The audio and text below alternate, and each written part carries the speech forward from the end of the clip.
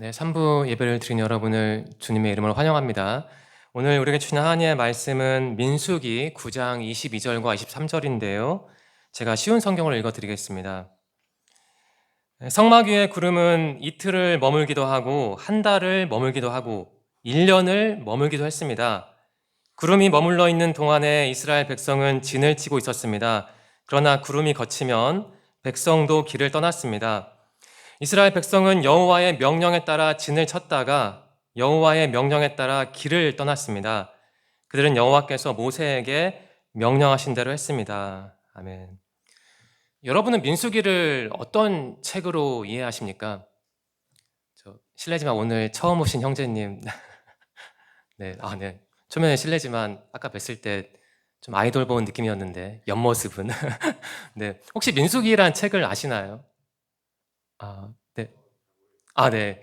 뭐 여러 가지 해석할 수 있는데요. 그 11장부터 25장을 보시면 이스라엘 민족이 사망해서 연거푸 넘어진 이야기가 나오거든요. 그래서 아마 그 이야기가 뇌리에 깊이 박힌 분들이라면 민수기는 이 책은 실패한 이야기들 모음집이야라고 정의를 할 수 있습니다. 뭐 틀린 건 아니죠.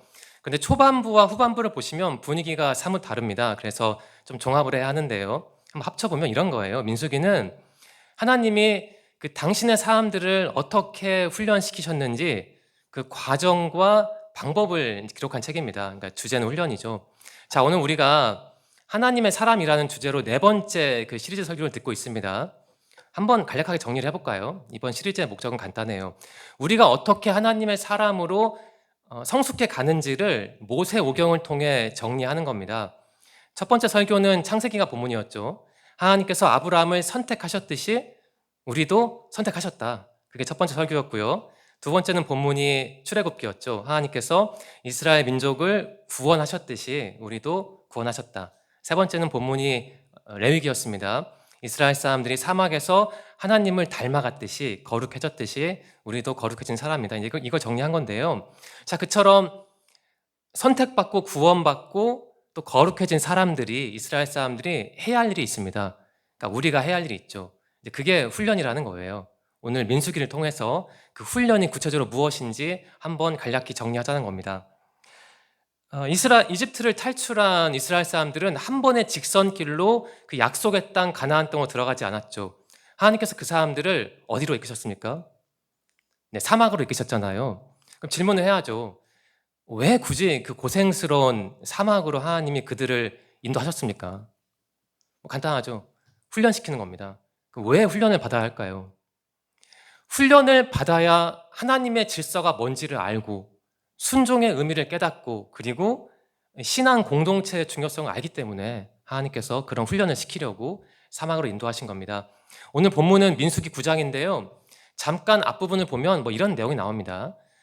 일종의 준비 작업인데 하나님께서 그 인구 조사를 하고 또 몇몇 족속에게 업무를 배정하고 성막이 세워지고, 그러니까 이동식 성전이죠. 성막이 세워지고 또 지도자들이 봉헌을 하고 그런 내용이 나와요.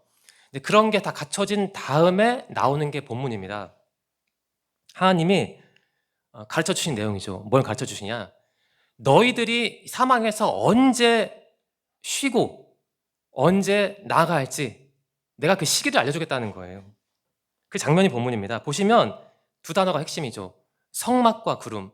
뭐 성막은 말씀드린 대로 이동식 성전이고 구름은 보통 하나님의 임재를 의미합니다. 하나님이 주신 규칙은 간단해요. 그 구름이 성막 위에 있으면 그냥 쉬고 1년이든 뭐 한 달이든 6개월이든 무조건 쉬고 구름이 뜨면 혹은 없어지면 전진하라는 거예요. 그 약속의 땅으로. 자, 여러분 간단한 규칙인데 여기서 뭘 느끼십니까? 그러니까 너희 인생의 주인은 너희가 아니야. 주인공은 나 하나님이야. 너희는 조연이야. 그걸 가르쳐 주시는 거예요. 자, 우리는 그처럼 훈련받았던 이스라엘 사람들에게서 교훈을 얻고자 합니다. 우리가 이 본문을 통해 깨달아야 해요. 뭘 깨달아야 하냐면 내 인생의 주인이 내가 아니구나. 하나님이구나. 이걸 깨달아야 합니다. 하나님은 어쩌면 그 사실 한 조각, 그러니까 너희 인생의 주인은 너가 아니다. 나 하나님이다. 그 사실 한 조각을 우리 마음에 기입하시려고 온갖 그런 훈련을 시키시는 것 같아요. 자, 이제 그 하나님의 그러한 훈련 프로그램이 구체적으로 무엇인지 간략히 세 가지로 쪼개서 살펴보겠습니다. 자, 첫 번째인데요. 첫 번째 메시지죠. 이렇게 정리하겠습니다. 훈련은 나의 정체성을 확인하는 과정입니다. 이렇게 정리하겠습니다. 네, 하나님의 사람으로 훈련을 받는다는 것은 이런 거예요. 내가 누구인가? 내가 누구여야 하는가? 그걸 알아가는 과정이 바로 민수기가 말하는 훈련이라는 겁니다. 자, 여러분께 질문을 드릴게요. 여러분은 왜 훈련을 받습니까? 하나님께. 뭐 훈련이라는 단어가 익숙하지만 좀 크죠? 외연이 크니까 한번 좁혀보겠습니다. 여러분 오늘 왜 이 자리에 있습니까? 왜 여러분이 누가 시키지도 않았는데 아이들을 가르치느라 애쓰고 내 시간과 재능과 열정을 교회에 투자라면 투자하나요? 왜 그래요? 혹시 내가 이렇게 투자를 하면 좋은 직장 가고 언젠가 유능한 배우자 만나겠지. 이걸 노리고 혹시 훈련을 받으십니까? 뭐 그게 잘못됐다고 매도할 사람은 없을 거예요. 하지만 그게 주된 노선이 되면 안 되겠죠. 왜 우리가 훈련을 받느냐? 간단해요. 1차적으로 나의 정체성을 정립하려고 확인하려고 예배도 드리고 아이들도 가르치고 이렇게 훈련을 받는 겁니다. 자, 23절을 보시면 중요한 문구가 나옵니다. 여호와의 명령에 따라라는 문구가 나와요. 2개 나오죠? 3개 나옵니다. 그 뒷부분에 여호와께서 모세에게 명령하신 대로라는 문구는 원문을 보면 사실 같은 거예요. 그러니까 하나님께서 무려 3번이나 같은 말씀을 하시는 거예요. 성경에서 보통 강조할 때 2번 나옵니다. 근데 3번 나온다는 거는 진짜 겁나게 중요하다는 그런 겁니다. 근데 하나님은 이스라엘 사람들에게 철저하게 교육을 시킨 거예요. 너희가 나 하나님의 사람이라면 뭐 하라는 거예요? 내 말을 들으라는 겁니다. 그래야만 너희가 내 사람이라는 거예요. 왜 하나님은 이스라엘 사람들이 그토록 당신의 말에 집중하기를 바라셨을까? 뭐 좀 거칠게 표현하면 그렇게 들어야만 너희가 내 말을 들어야만 너희가 내 종이라는 얘기죠. 나는 너희의 주인이고. 자, 여러분 질문을 드리겠습니다. 주인이란 말이 나왔는데 뭐 승현 회장 주인이 뭐 하는 사람입니까? 좀 질문이 거친가요? 주인은 뭐 하는 사람입니까? 주인, 종 주인의 주인. 맞아요. 명령하는 사람. 주인은 간단해요. 명령하다라는 사람이에요. 그럼 종은 뭘까? 그 반대니까 명령 받아서 수행하는 사람인 겁니다. 그게 종의 정체성이에요. 지금 하나님이 이스라엘 사람들을 훈련시킨 이유가 바로 이겁니다. 너희는 종이야. 그걸 각인시키려고 이렇게 훈련을 시키는 거예요. 너희가 내 종이라는 사실을 깨달으라는 것이죠. 물론 뭐 주인 종이라고 해서 뭐 그 사람들의 인격을 없애겠다 그런 의미는 아니고 이제 그만큼 나를 신뢰해라. 내가 너희를 빚어가겠다. 이제 그런 의도이죠. 자, 이 점을 한번 우리가 적용해 보겠습니다. 적용하는 차원에서 좀 민망하지만 졸리기도 하니까 제 이야기를 잠시 하겠습니다. 제가 겪은 건데요. 뭐 뜬금없는 얘기는 아니고 이제 본문과 좀 연결되는 그런 예와 같아요. 제가 언젠가 아내하고 함께 자주 이용하는 마트에 갔습니다. 저희 부부가 이용하는 마트인데요. 그 마트에 가면 뭐 늘 어느 곳이나 그렇지만 입구 쪽에 이렇게 카트가 있잖아요. 카트나 이런 바구니가 있잖아요. 저희 부부는 뭘 많이 사진 않아서 카트는 쓰지 않고 이게 장바구니 그런 걸 들고 갔습니다. 그래서 물품을 담고 이제 결제를 해야 하니까 카운터에 가서 그 물품을 이제 그 선반에 올려놓았죠. 그래서 결제를 했는데 결제한 다음에 그 산 것들을 저희 집 장바구니에 옮겨 담았어요. 이제 그러면 저희가 사용했던 마트 바구니는 빈 상태잖아요. 저희 그 물품 결제를 담당했던 직원분이 조금 제 기준에는 무례했습니다. 저에게 그 마트 바구니를 한쪽으로 치우라는 거예요. 그래서 제가 무슨 말인지 잘 몰라서 쭈뼛쭈뼛 하다가 그 선반 좁은 남은 구역으로 이렇게 좀 이렇게 밀어 넣었거든요. 그 마트 바구니를.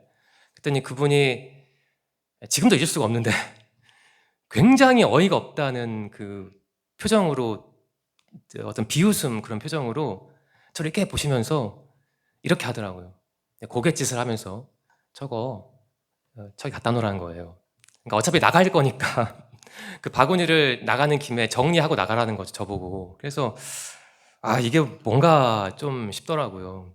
저한테 그렇게 명령을 한 직원분은 없었거든요, 지금까지. 그래서 아무튼 뭐 제가 그렇게 정리했습니다. 제가 5년 동안 아내와 함께 그 마트를 이용하면서 어떤 직원분도 저에게 나가는 길에 그 당신이 사용한 마트 바구니를 쌓아놓고 가시오라고 말한 분이 없었거든요. 그런데 제 아내 말에 따르면 여자들은 그런 걸 잘 보나 봐요.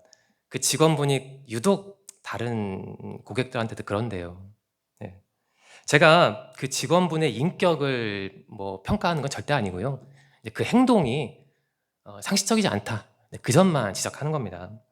자, 여러분, 어떤 직원분은요, 제가 물품을 산 다음에 그 선반 위에 올려놓으면 그것도 하지 말라고 해요. 본인이 하겠다는 거죠. 물론 뭐 분실을 우려해서 그런 말씀하셨을 수도 있지만 다른 이유도 있겠죠. 그 직원분들은 아마 마트 대표에게 교육을 받았을 거예요. 고객은 결제만 합니다. 여러분이 다른 일은 다 하셔야 합니다. 왜냐하면 여러분은 직원이니까요. 근데 제가 앞서 언급한 그 무례한 직원분은 아마 그 대표의 말을 교육은 받았겠죠. 그런데 그냥 자기 뜻대로 해버린 것이죠. 자, 제가 민망하지만 그 이야기를 말씀드리는 이유가 있습니다. 한번 편의상 그 마트의 대표님을 하나님으로 한번 치환해보고 대입해보고 여러분을 그 마트 직원으로 한번 잠시 상상해 보세요. 자, 여러분, 그 무례한 직원분이 참된 직원이라면 대표의 말을 들어야 합니다. 여러분, 직원이 뭐 하는 사람입니까? 앞에서 뭐 종이 뭐 하는 사람인지 여쭤봤는데 제가 볼 때 직원은 뭐 좀 표현이 그럴 수도 있겠습니다만 대표 말을 듣는 사람이에요. 대표가 지시하는 걸 들어야 직원이에요. 물론 무슨 뭐 반헌법적이거나 좀 비윤리적인 지시를 한다면 거절하겠지만 그렇지 않다면 듣는 게 맞습니다. 만일 직원이 대표 말을 듣지 않고 내 마음의 소리에 귀를 기울인다. 한두 번도 아니고 매번 그런다. 그렇다면 그 직원은 아마 인정을 받지 못하겠죠. 좋은 점수를 받지 못할 거예요. 그걸 떠나서 사실 안 쫓겨나면 다행이죠.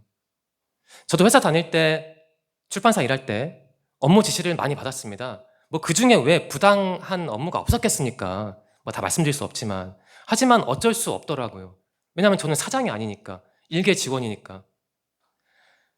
직원은 대표 말을 잘 들어야 매달 5일에 내 통장에 그게 찍히죠. 그래야 생활을 할 수 있는 겁니다. 뭐 좀 표현이 일방적이라면 죄송합니다. 자, 여러분 질문을 드리겠습니다. 제가 앞에서 뭐 대표님, 뭐 직원분들 그런 말씀 드렸는데 여러분은 어때요? 여러분은 우리 대표님 하늘에 계신 그분의 말씀을 잘 듣습니까? 아니면 뭐 그 직원처럼 행동을 하시나요? 이제 그런 분이 없을 거라는 전제하에 이렇게 질문을 드리는 겁니다. 내가 누구의 말에 귀를 기울이고 살아야 하나? 이 질문은 굉장히 중요한 질문이에요. 이건 선택의 문제가 아니라 실존의 문제, 정체성과 관련된 문제이기 때문에 굉장히 중요한 질문입니다. 여러분이 하나님의 사람이라면, 하나님을 주인으로 섬기는 사람이라면, 그리고 하나님께 제대로 훈련을 받고 있는 사람이라면 뭘 해야 할까요? 답은 간단합니다. 그분의 말을 들어야 돼요. 반대로 내 말을 그분에게 관철시키면 그건 조금 여러분 수준에서는 곤란합니다. 정리하겠습니다.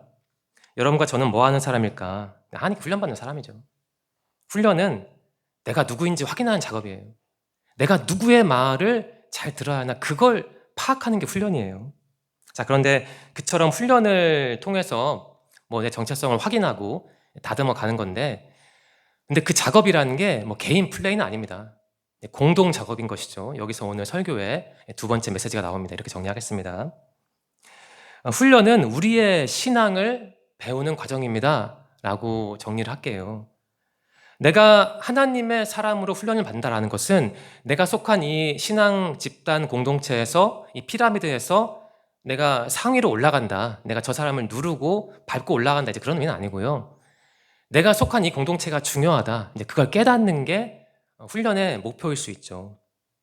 자, 보시면 본문이 좀 짧으니까요. 우리 한번 23절만 같이 읽어볼까요? 혹시 화면을 보시면서 어디 될지 모르겠는데 혹시 화면에 뜰 수 있을까요? 본문 말씀이. 네, 좀 어렵군요. 제가 23절만 다시 읽겠습니다. 잘 들어보세요. 이스라엘 백성은 여호와의 명령에 따라 진을 쳤다가 여호와의 명령에 따라 길을 떠났습니다. 그들은 여호와께서 모세에게 명령하신 대로 했습니다. 자, 보시면 뭐 당연한 말인데요. 명령을 받은 이스라엘 사람들은 이제 복수형입니다. 사람이 아니죠. 그러니까 집단인 거예요. 공동체인 거예요. 그 사람들은 성방을 중심으로 살았습니다. 같이 움직이고 같이 먹고 같이 굶고 뭐 같이 비 맞고 뭐 책망받고 칭찬받고 그렇게 살았어요. 그러니까 그 사람들에게 그 훈련이란 것은 무슨 개인의 신앙을 강화하는 신비 체험도 아니고 무슨 극기 훈련도 아니었던 거예요. 그건 뭐냐? 이걸 좀 기억해 주시면 좋겠는데요. 이스라엘 사람들의 훈련은 무엇이었냐면 그 공동체 리듬을 내 몸과 마음에 바지런히 기입하고 등록하는 게 그 사람들이 거친 통과한 훈련이었던 거예요. 참 이 점을 우리에게 적용해 보겠습니다. 자, 여러분은 이 신앙생활과 공동체 그 두 덩어리 사이의 관계를 어떻게 이해하시고 정리하신지 저는 잠옷 궁금합니다. 여러분, 신앙생활은 좀 간략하게, 좀 무식하게 정리하면 하나님과의 관계인데요. 그 관계라는 게 내가 사유하거나 독점하거나 점유할 수 있는 성질이 전혀 아닙니다. 그게 특징인 것이죠. 좀 다른 맥락에서 예수님의 말씀을 들어보겠습니다. 마태복음 22장인데요. 37절부터 40절입니다. 잘 들어보세요. 내 모든 마음과 모든 목숨과 모든 정성을 다해서 내 하나님을 사랑하여라.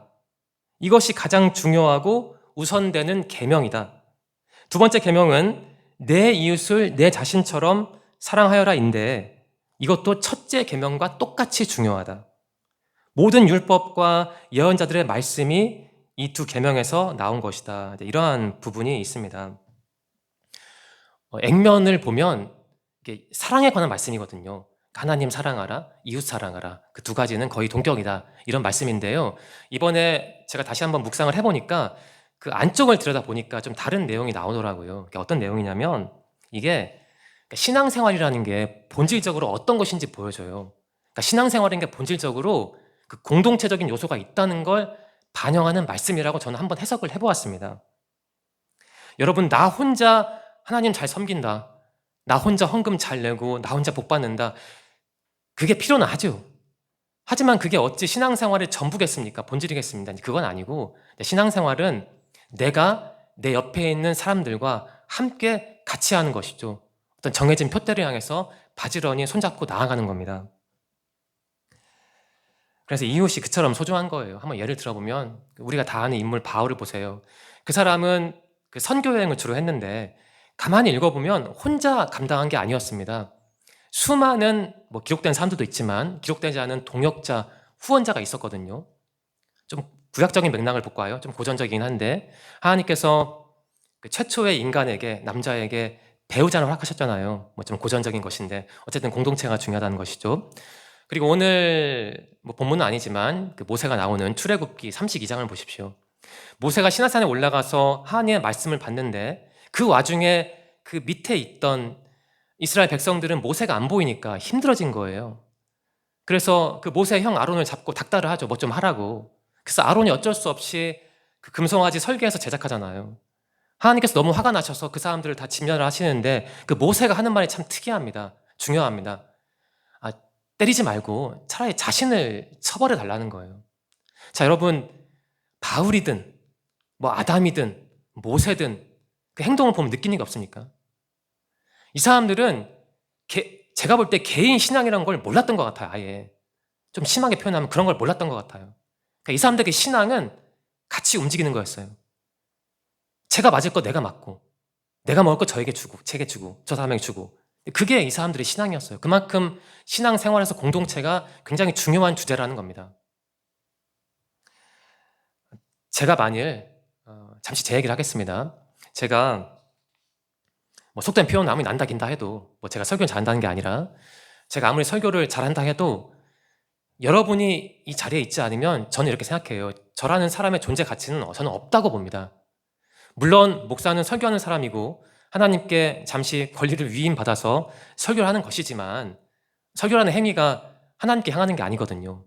사람들께 향하는 거잖아요. 그런데 여러분이 만일 제 설교를 듣지 않는다. 그럼 저는 사실 존재할 필요가 없는 것이죠. 제가 드리는 말씀은 저는 그 설교라는 구조를 보면서 느끼는 거예요. 뭘 느끼냐? 내가 내 신앙이라는 게 이 공동체 안에 있고 공동체에 기초할 때 내 신앙이라고 말할 수 있구나. 그걸 저는 느낀다는 겁니다. 설교라는 행위를 통해서요. 자, 그럼 여러분은 어떻습니까? 여러분은 이 교회에서 함께 신앙생활 하고 있는데 여러분 함께 하나님께 훈련받는 게 여러분의 어떤 의미예요? 어떻게 평가할 거예요? 자, 언제부턴가 전에도 말씀드린 내용인데 각자 도생이라는 그 사자성어가 유행이라면 유행하는 것 같습니다. 맞는 말이죠. 누가 우리를 끝까지 책임져 주고 우리와 함께 하겠습니까? 각자 살 길을 모색하는 게 틀린 말은 아닙니다. 사회적으로 볼 때요. 하지만 저는 그래서인지 그 말이 더 싫더라고요. 한번 따져 물어봅시다. 정말 각자 도생이라는 게 가능합니까? 오늘 점심 때 반찬이 양배추였는데 하나가 그 양배추 한 조각도 내가 생산하는 게 아니잖아요. 누군가 생산한 걸 내가 대신 돈 내고 받아 먹는 거죠. 내가 읽는 이 성경책도 내가 만든 게 아니고 심지어 우리가 있는 이 교회 벽돌 하나 내가 생산한 게 아닙니다. 다 남들이 생산한 것이죠. 나는 그냥 누리는 것이고요. 물론 교환을 했지만요. 실질적으로 우리는 각자 도생할 수 없다는 거예요. 보이던 보이지 않던 누군가에게 의탁해서 의지해서 살 수밖에 없는, 좀 이렇게 표현하면 기생적인 존재가 우리입니다. 좀 표현이 심하긴 하지만 그만큼 우리는 서로 보이지 않는 실로 엮여 있다는 거예요. 시실과 난실로. 신앙도 마찬가지예요. 나 혼자 신앙생활 하는 게 아니고 다른 사람과 함께 신앙생활을 해 나가는 겁니다. 그것이 상징적으로 좀 극단적으로 표현된 게 이러한 공적인 예배 자리인 것이죠. 오늘날 그 한국 사회를 보면 어떤 문화랄까요? 흐름이 보이는 것 같아요.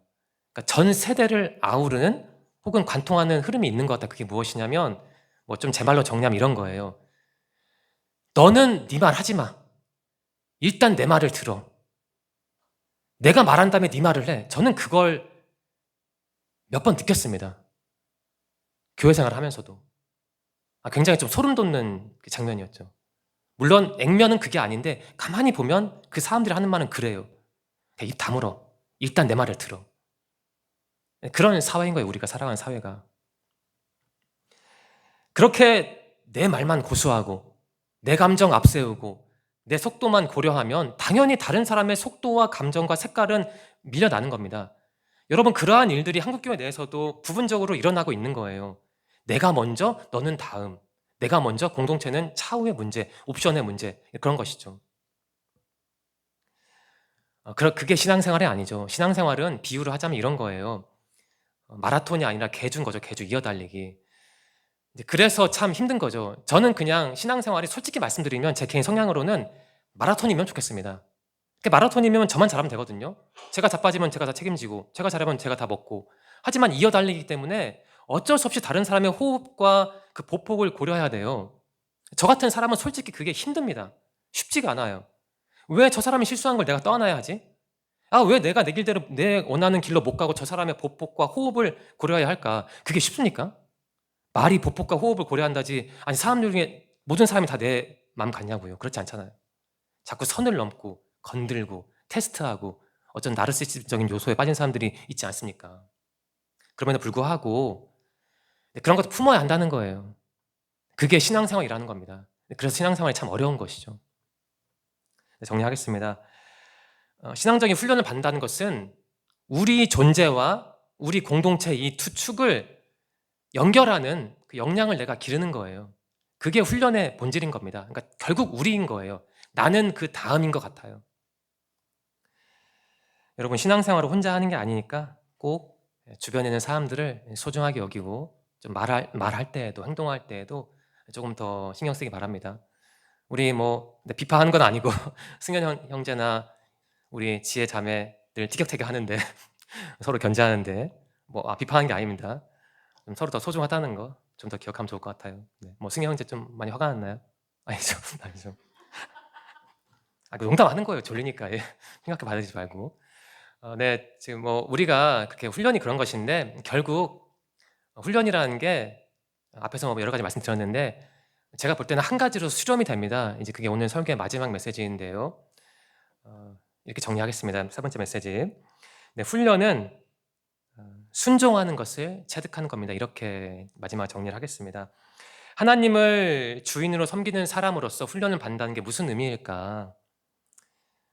이런 거예요. 내 머리로 일단 하나님의 지시든 말씀이든 이해가 되면 움직이겠다. 이제 그게 아니고 그 반대인 거죠. 일단 움직인 다음에 물론 이해가 안 되는 영역이 있는데 이제 그건 차후에 좀 이해를 해나가는 겁니다. 신앙 훈련은 이제 모든 것을 다 이해한 다음에 앞으로 움직이는 게 아니죠. 다시 말씀드리면 조금 답답하고 이해가 안 되는 게 있어도 일단 몸을 움직인 다음에 이제 그런 과정을 통해서 좀 머리로 이해되는 게 있다면 그걸 찾는 거예요. 그런 과정도 필요한 거예요. 이제 보시면 본문을 보시면요. 이스라엘이 언제 움직이고 멈춰야 하는지 규칙은 제시되어 있습니다. 구름이 머물면 멈추고 떠오르면 가라라는 설명은 참 친절하게 있는데 하나님께서 그 이유는 설명하시지는 않아요. 근거는 제시하지 않습니다. 하나님은 이스라엘 민족을 설득할 의지나 그런 게 없습니다. 그냥 규칙만 주시는 거예요. 아마 순종을 가르쳐 주시려 그런 것 같습니다. 자, 하나님은 어쨌든 저들에게 이유와 근거를 제시하지 않았습니다. 설득을 하려고 하지도 않습니다. 다만 명령을 하죠. 그럼에도 이스라엘 사람들은 이 기록에 따르면 별다른 볼멘 소리를 한 것 같진 않아요. 질문을 막 던지지 않죠. 내가 왜 그래야 합니까? 이제 그런 말을 하지는 않은 것으로 보여요. 대신 그들은 이렇게 반응을 하죠. 그 본문 마지막 문장인데요. 다시 읽겠습니다. 그들은 여호와께서 모세에게 명령하신 대로 했습니다. 그러니까 순종했다는 거예요. 쉽게 말하면. 한번 이 점을 적용해 봅시다. 저는 이 부분을 묵상하면서 신약성경 사도행전 16장 그 한 토막 이야기가 생각이 났습니다. 바울이 2차 전도 여행 중에 겪은 일이죠. 그 사람이 오늘날 튀르키예 그 서쪽에 해당하는 부분이 당시 소아시아라고 불렀는데 그 부분에서 그 지역에서 전도를 하려고 했어요. 그런데 기록에 따르면 하나님이 막으셨죠. 그래서 어쩔 수 없이 그 위쪽 이제 비두니라는 지역으로 갔습니다. 좀 밀려간 거죠. 근데 그쪽에서도 하나님이 허락하지 않으셔서 선교를 못하고 그러다가 결국 그 드로아라는 지역으로 밀려갑니다. 저는 이 부분을 보면서 제가 깨달은 게 있거든요. 그게 무엇이냐면 그러니까 바울이 순종이 무엇인지 보여주는 것 같아요. 저는 예전에 그 장면을 해석할 때 자세히 기록되어 있지 않으니까 상상력을 발휘해서 아마 바울이 2번이나 자신의 계획이 꺾였을 때 아마 힘들었겠다, 당황했겠다 그렇게 해석을 했는데요. 이번에 묵상하면서 좀 다르게 보이더라고요. 그 순종이라는 렌즈로 보니까 그러니까 순종이라는 건 무엇이냐면 네 알겠습니다, 그냥 가라앉으러 가겠습니다 이렇게 수동적으로 말하는 게 순종이 아니고요. 순종은 무엇이냐면 그러니까 바울처럼 자신의 인생 계획이 꺾이고 좌절됐을 때 정말 허리가 끊기는 그러한 기분이 들 때에도 하나님을 신뢰하는 그 마음의 태도가 순종 같습니다. 자, 보시면 즉 계획했던 모든 문이 닫혔습니다. 바울에게는. 그래서 막다른 골목 같은 드로아로 갔죠. 거기서 무슨 일을 겪습니까? 환상 중에 마게도냐 사람, 그러니까 오늘날 그리스 사람이 나타나서 좀 바다를 건너와서 우리를 도우라고 그렇게 하잖아요. 그러니까 우리를 도우라는 얘기는 이제 복음을 전해달라는 얘기죠. 그러니까 바울에게 드로아는 어떤 좌절의 장소가 아니었고 자신의 계획과 꿈이 꺾이는 장소가 아니었던 거예요. 그럼 무슨 장소냐? 그 지평이 넓어지는 장소, 좀 더 큰 것을 얻는 장소였던 거예요. 그러니까 순종을 하면, 좀 심하게 정리하면 그렇게 내가 상상하지 못했던 그 큰 것을 얻을 수 있다, 이렇게 정리할 수도 있는 겁니다. 자, 성경은 기록하기를 바울이 그 환상을 본 후에 즉시 곧 마게도냐로 가기를 힘썼다고 기록을 해요. 그래서 바울은 이렇게 말하지 않습니까? 환상의 의미를 정리하면서 하나님이 저 사람들에게 복음을 전하라고 우리를 부르신 줄로 인정함이라 라고 고백을 하면서 자기의 생명과도 같은 선교의 방향을 전환을 해요. 근데 여러분 보세요. 참 이게 답답한 장면입니다. 제가 볼 때는. 지금 바울은 튀르키에 있거든요. 거기서 전도를 하겠다는 거예요. 그 다음에 넘어가든 말든 그건 다음 문제인데, 근데 하나님은 눈앞에 있는 사람들을 심하게 얘기하면 전도하지 말라는 거예요. 건너뛰고 그리스로 가라는 거예요. 이게 얼마나 비효율적입니까? 아니, 이왕에 갈 거 눈앞에 있는 사람들 전도 잔뜩 해놓고 교회 세우고 후원 받아서 그 다음에 탄력 받아서 바다 건너 가면 되잖아요. 아니, 마게도냐가 그리스가 다음날 없어진답니까? 그게 아니잖아요. 그런데 하나님은 아무런 이유도 없이 그냥 하지 말라는 거예요. 넘어가라는 거죠, 빨리. 그걸 우리에게 적용을 해야 합니다. 그러니까 순종이라는 것은 그처럼 내 의지가 꺾일 때 제대로 드러나는 것 같아요. 내가 정말 순종을 이해했는지 아는지는 이제 그때 드러나는 것이죠. 청년들 살다 보면 직장 문제로, 이직 문제로, 결혼 문제로, 이런저런 문제로 하나님께 아마 조심스럽게 추측을 하면 좀 간구하는 기도를 할 텐데요. 그런 기도가 불필요한 건 아니지만 한번 좀 방향을 바꿔보세요. 그 기도의 농도를 좀 바꿔보라는 거예요. 이거 해주세요, 저거 해주세요라기보다는 기도라는 거 2차적으로 듣는 거거든요. 하나님 무슨 말씀 하시는지 듣기를 바랍니다. 이제 그게 순종의 한 축이에요. 여러분 어떻습니까? 제가 이 자리에서 뭐 구체적으로 말씀드리기 어렵지만 하나님이 여러분에게 순종을 하시면 여러분은 그냥 순종을 하는 편인가요? 아니면 그저 막 질문을 던지는 편입니까? 제대로 훈련받는 사람은 어쩌면 질문하기보다 바울처럼 그리고 이스라엘 사람들처럼 일단 발을 앞으로 내딛는 사람 같아요. 그러니까 제가 볼 때 질문은 좀 불안의 좀 표현이기도 하거든요. 내가 당신을 온전히 믿지는 못하겠다. 내가 내 몸과 마음을 온전히 당신에게 의탁하지 못하겠다 하면 질문이 막 나오는 겁니다. 마치 병원 가서 진료받을 때 의사에게 질문 던지듯이요.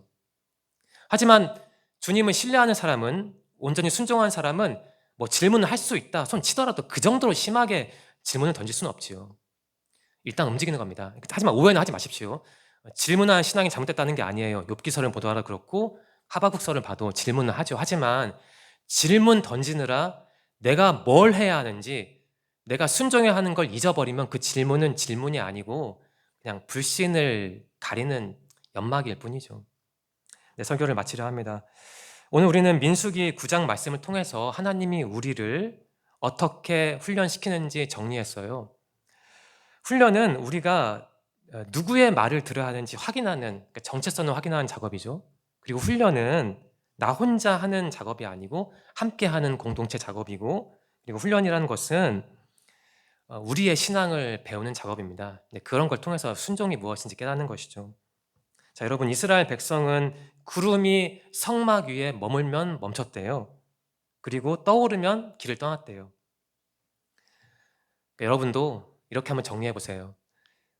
내 인생은 내가 책임져, 내가 끌고 나가, 뭐 그런 생각을 하신다면 뭐 아주 틀린 것은 아니겠지만 그 생각의 농도를 좀 낮추시고, 그래, 이스라엘 사람들이 그랬던 것처럼 나도 한번 하나님께 적어도 실험적으로나마 부분적으로나마 내 인생을 좀 맡겨드려야 하지 않을까, 그런 깨달음을 얻고 한번 실천을 하는 거죠. 뭐 결혼 문제에 있어서도, 이직 문제에 있어서도, 혹은 취직 문제에 있어서도요. 여러분의 인생의 핸들을 한번 실험적으로라도 그분에게 맡겨보시길 바랍니다. 여러분, 내 계획이 멈추고 깨지고 부서지는 곳에서 내가 망가지는 게 아니고 그 자리에서 하나님의 능력이 나오는 것이거든요. 그 자리에서 내가 이제 복을 받을 수 있는 것이죠. 자, 이번 한 주 본문 말씀 묵상하시고요.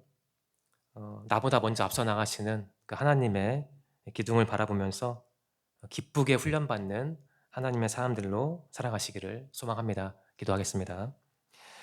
사랑과 은혜의 하나님, 오늘 말씀을 통해 우리가 주님의 손에 붙들려 훈련받는 소중한 존재임을 알게 하시니 감사합니다. 내 삶이 내 뜻대로 되지 않아 답답하고 때로는 하나님의 침묵이 길어질 때 나는 불안해하기도 합니다. 하지만 이제는 질문보다는 순종을, 그리고 고립보다는 공동체를 선택하기를 소망합니다. 그렇게 함으로써 무엇보다 우리가 참된 순종의 삶을 하루하루 살아가기를 원합니다. 인도하실 것을 믿으며 예수님의 이름으로 감사하며 기도드립니다. 아멘.